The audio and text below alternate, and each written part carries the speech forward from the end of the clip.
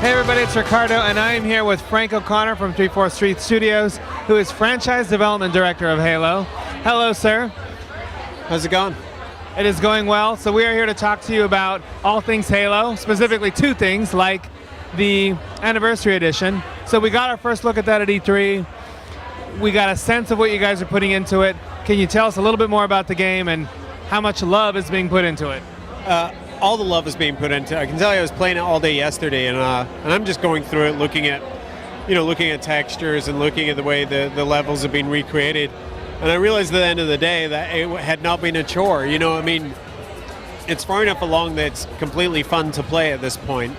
And I realized that I spent all day yesterday playing one of my favorite games in a beautiful next-generation graphics engine. Now, you guys have added in Xbox Live, you've added in some co-op. Has much had to change? Yeah, I mean, the most significant change was the multiplayer component. We had to do this in a fairly compressed time schedule, and when we looked at the original Halo multiplayer engine, it wasn't built to do anything except system link, and making that engine work across Xbox Live, it would have been possible, but it would have been a massive undertaking.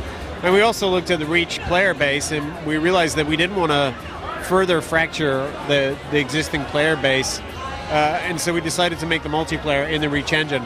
Everything launches from one disk. You don't have to own Reach to play these 7 new multiplayer maps, but they do run in the Reach engine.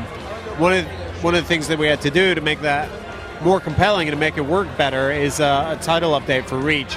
So probably November, maybe a little bit before then, we're going to release a title update that adds significant functionality to Reach multiplayer to enable classic gameplay modes and classic gameplay features in those maps. Now, one thing you maybe are actively working on might be Halo 4.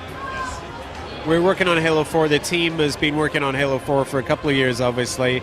And E3 was a great pressure valve, right? Because you had 150 people working on a AAA game for 2 years that couldn't tell their mom what they were doing for a living. So it was kind of exciting for those guys. And we got just a taste, we got a trailer, we got a lot of vagueness, although I think the high points are Chief is back, Cortana's back, there's explosions, but is there anything else you can tell us? Well, there was a new weapon in that trailer too. And it's the beginning of a new trilogy. It's absolutely the continuation of the Master Chief's story. And we're going to put our own spin on it, but we're also going to spend an awful lot of time respecting what it is that makes Halo awesome already, and working within that, within those goalposts to make sure that we make a really compelling experience.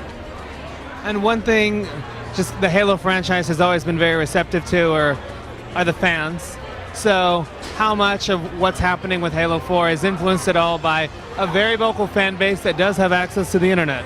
Well, the Halo fan base isn't monolithic. You have everything from serious competitive MLG-style players all the way to people who only care about the fiction, and back again to people who just care about doing grenade jumps with Warhogs.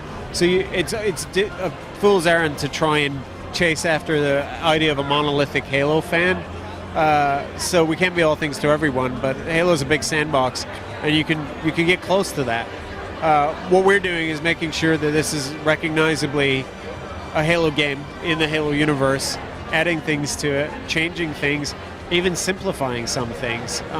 But we're just heads down trying to make an experience. We know we're going to be under a different spotlight and under a different kind of microscope because we're a new developer as far as the fans are concerned, and it's a lot of pressure. But the simplest thing to do is just be confident in the work you're doing, being confident in the strengths and talents of the people who work with you, and know that they're going to execute on something amazing. All right, that sounds pretty exciting. We're going to let you get back to it. You're maybe not working on the game right now, but you're working on other things, like drinks. So we'll let you go. Thank you very much. Thanks. All right, well, there you go. That is just a tiny update on Halo Anniversary and Halo 4. We're going to have a lot more on those games as they come. So until then, let's get back to the show.